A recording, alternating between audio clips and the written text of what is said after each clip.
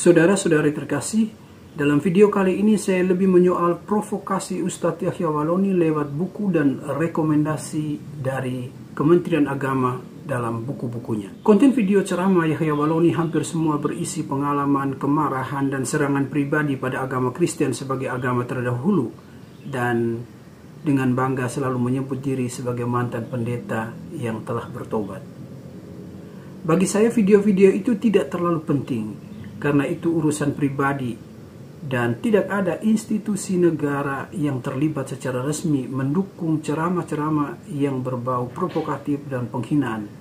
Yahya Waloni begitu pandai mendramatisir perpindahan agamanya dan memainkan jurus psikologi umat muslim yang mayoritas sebagai umat yang dizolimi Kristen. Lalu dia tampil sebagai tokoh penyelamat ajaran baru dengan menyerang melalui teologi sesatnya. Bahkan juga menyerang tokoh-tokoh muslim moderat serta pemerintah. Artinya ada yang sudah muslim dari nenek moyang tapi pandang enteng dengan dia lebih mending bersahabat dengan kafir, masuk ke dalam gereja, tepuk tangan di dalam gereja, ketimbang dia bersahabat dengan saudara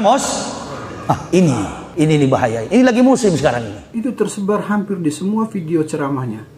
Bagi saya soal ceramah itu wilayah privat dan dikatakan dalam lingkungan terbatas. Anggaplah itu sebagai kebebasan bersuara, walau rasanya aneh bahwa Yahya Waloni seperti pribadi tak tersentuh. Tetapi soal buku saudara, yang dipasarkan secara bebas di media online Bukalapak, bagi saya ini soal serius, soal yang berbahaya dan harus dipertanyakan legalitasnya.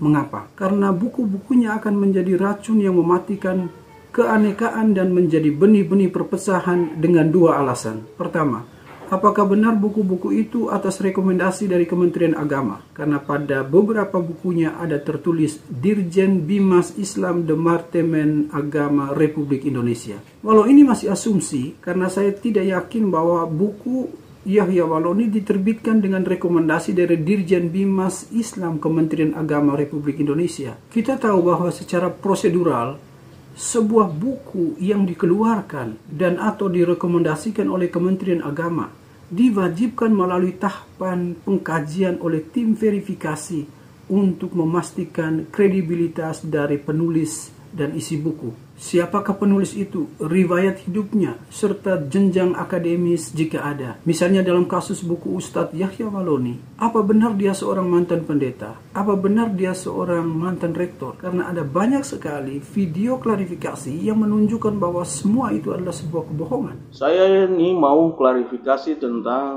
Bapak yang terhormat, Bapak Yahya Waloni. Saya tidak akan menggunakan kata atau gelar ustadz padamu, karena orang yang memakai kata ustadz atau gelar ustadz itu adalah seorang guru. Bagaimana citra seorang guru itu, dia mengajar jalan yang benar sampaikan kepada saudara kita itu Yahya Waloni, stop menggunakan kata pendeta. Ingat itu. Sekali lagi, dia bukan pendeta. Dia bukan pendeta GKI Kristen Injili di tanah Papua. Gereja Kristen Injili tidak banyak di Indonesia, ini cuma ada di tanah Papua.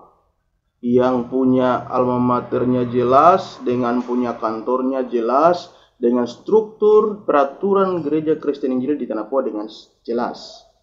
Masalah surat menyurat, semua itu jelas, mempunyai nomor, keluar surat, tanggal dan tahun yang jelas. Sekali lagi, apakah sudah di cross check, terutama rekam jejaknya? Maka saat ini saya berbaik sangka bahwa buku-buku Yahya Waloni yang disertai rekomendasi dari Kementerian Agama kemungkinan adalah manipulasi dari Yahya Waloni. Dan jika benar itu manipulasi, maka Kementerian Agama wajib hukumnya untuk menuntut Yahya Waloni dengan tuduhan manipulasi kewenangan negara untuk kepentingan pribadi.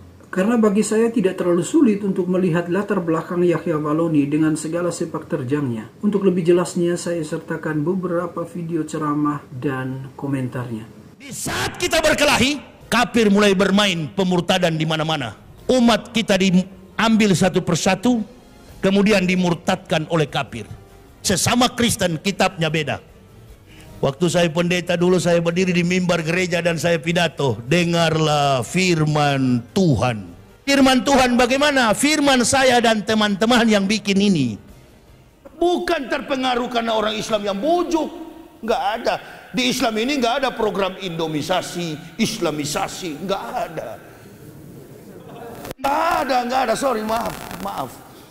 Nah, beda dengan di sebelah sana, program Indomisasi, program Kristenisasi, pemurtadan, pendangkalan akidah. Allahu Akbar.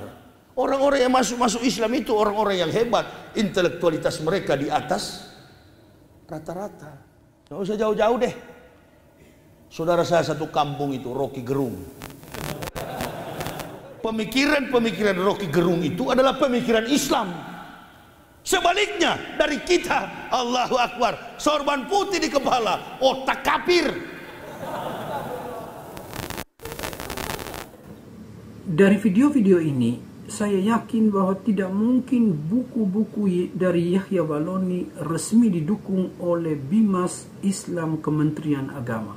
Tetapi, jika benar bahwa rekomendasi itu sungguh-sungguh berasal dari Kementerian Agama, maka pertama, kita pertanyakan kualitas dari tim verifikasi Kementerian Agama karena telah meloloskan buku-buku dari seorang Yahya Waloni yang secara kasat mata selalu menebar ancaman bagi disintegrasi bangsa melalui ajaran agama. Kedua, jika ini benar, maka secara nyata dan meyakinkan Kementerian Agama telah melanggar kode etik dari kelayakan sebuah buku yang berisi ajaran agama dengan penulis yang selalu menebarkan provokasi dalam setiap ceramahnya. Ketiga, jika ini benar, maka media online Bukalapak juga turut bersalah karena telah menjual barang milik negara yang secara hukum tidak boleh diperdagangkan. Kita tahu bahwa semua buku yang telah diterima, disetujui, dan direkomendasi oleh negara, dalam hal ini Kementerian Agama, selalu dikeluarkan melalui pelelangan barang dan jasa karena itu dianggap sah dan layak disebarluaskan secara gratis kepada umat. Saudara terkasih, Kementerian Agama adalah wakil dari negara yang bertanggung jawab atas buku-buku yang dikeluarkan dengan rekomendasi resmi. Semoga video ini menjadi berguna bagi kita, terutama bagi para pihak, secara khusus Kementerian Agama Republik Indonesia. Salam damai untuk kita semuanya. Bukunya seperti ini dari depan ya, kelihatan ya. Buku ini ya. Kali ini saya akan mereview buku dari Ustadz kondang yang fenomenal ya, namanya Ustadz Yahya Waloni.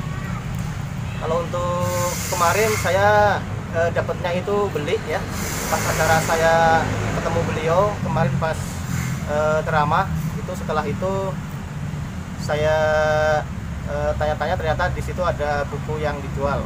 Ternyata beliau Ustadz Muhammad Yahya Waloni, di sini di bawahnya ada keterangan dalam kurung mantan pendeta, ketua STT Calvinis Ebenezer dan pendiri UKI Papua atau Universitas Kristen Indonesia Papua ya.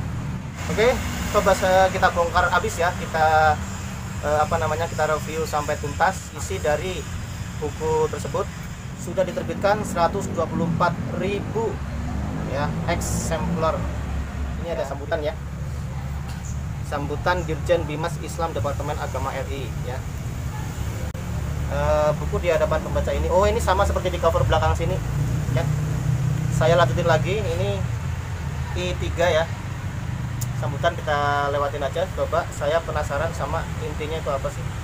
Di sini ada Departemen Agama RI ya. Di bawah ada tanda tangannya juga. Jadi ini resmi ya, bukan kaleng-kaleng, bukan abal-abal ya.